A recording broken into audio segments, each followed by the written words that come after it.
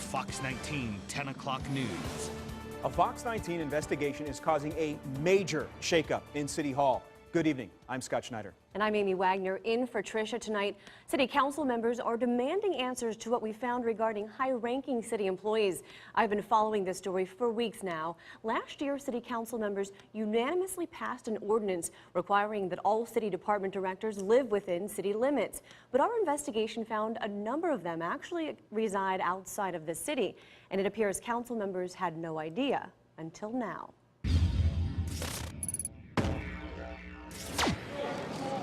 Nearly 300,000 people live in the city of Cincinnati. 6,000 city employees work together to protect, serve, and enhance their lives. Those home values. And about a dozen of those employees have the title of department director, making six figures, leading large departments, and calling the shots that directly impact residents. I firmly believe that people who run the city should live in the city. That's why Wendell Young and members of Cincinnati's City Council unanimously passed this ordinance last May, stating that, quote, senior executive officers who hold the titles of city manager, assistant city manager, or director shall be required to reside in the city of Cincinnati while holding such fiduciary positions. That ordinance goes on to explain that, quote, city residency is an essential component of such officers' ability to perform their employment responsibilities. Several weeks ago, Fox 19 Investigates requested the addresses those department directors provide for their residency. The city supplied us with this list, showing the streets those department directors live on. But through our investigation, we were able to determine exact addresses. One of them, Tony Parrott, who runs Metropolitan Sewer District and makes more than $180,000 a year, supplied an address on Westwood. A source within the city discovered the exact address Parrott supplied is a vacant lot and sent us this picture. When we went out to see for ourselves, this is what we found. Then we tracked down Parrott's actual address in Butler County, where Parrott's wife admitted. We're doing a story about the city directors in Cincinnati, right? He's the MSD director, but he lives here. Okay, we're doing a story about where they're living. Okay. Did you know it's part of the requirement to live in Cincinnati? Yes. And then there's this man. Thank you, Chair. My name is Ken Glenn. I'm the Director of Department of Citizen Complaint and Internal Audit. Glenn makes $119,000 a year. The address the city provided for Glenn in the 4500 block of Wetzel. But at the exact Wetzel address we uncovered for him, we were told he has never lived there. So no one named Kenneth Glenn has lived here in 30 years? Okay. Not at all. It's just the D's. We found out George Dees, who owns that home, is actually Glenn's brother-in-law. On property records for Glenn's actual home in Westchester, his wife is listed as Shirley A. Dees Glenn. There's also the woman who runs the city's Human Resources Department, who gives this address on Probasco Street. Georgetta Kelly, according to the city's website, specializes in rules compliance. She says she lives in the bottom floor of this apartment building with broken-out windows near UC's campus. Not exactly a place you might expect someone who makes $135,000 a year to call home. A mailbox here does have her name on it, and in this email she sent to Fox 19, she tells us she has lived here for a little over a year and has a lease agreement along with utility bills. She also tells us this is her primary address for IRS purposes and votes in Hamilton County. But neighbors tell us they have never seen a woman coming or going from Kelly's apartment. You've never seen a woman go in and out? Okay, how long have you lived here? Like 6 months. Property records show Kelly owns multiple homes in Montgomery County, including this gated home in Dayton where her husband lives. But Kelly maintains she lives here. We asked her for an interview at her apartment. She told us she would consult with her attorney, then denied our request.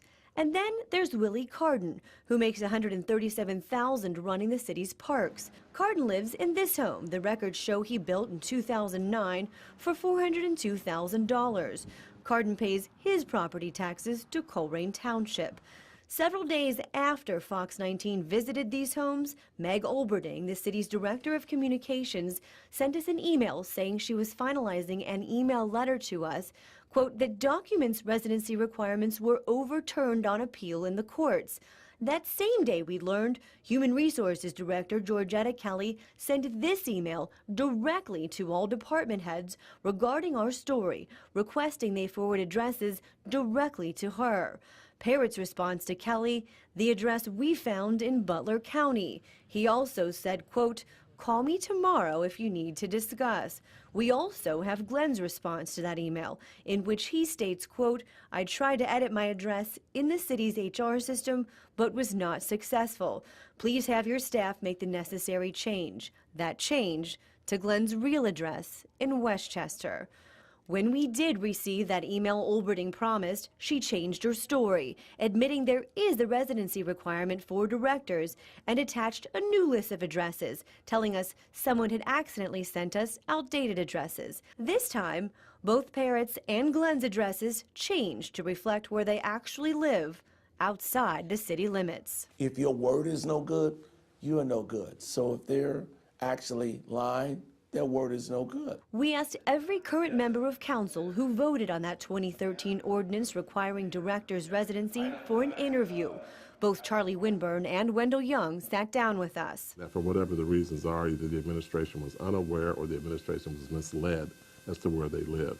In both cases, I find it troublesome. And as a response to our investigation, Young has demanded interim city manager Scott Stiles launch an internal investigation into those directors.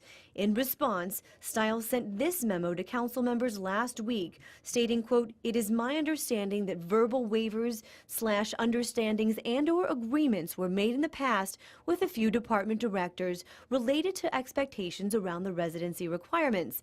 Meg Olberding also claims Parrott and Glenn were promoted to director positions from within, and because of that, weren't required to move. Fox 19 legal analyst Mike Allen says neither argument holds water. The ordinance rules, and the ordinance, to me, looking at it on its face, is pretty clear.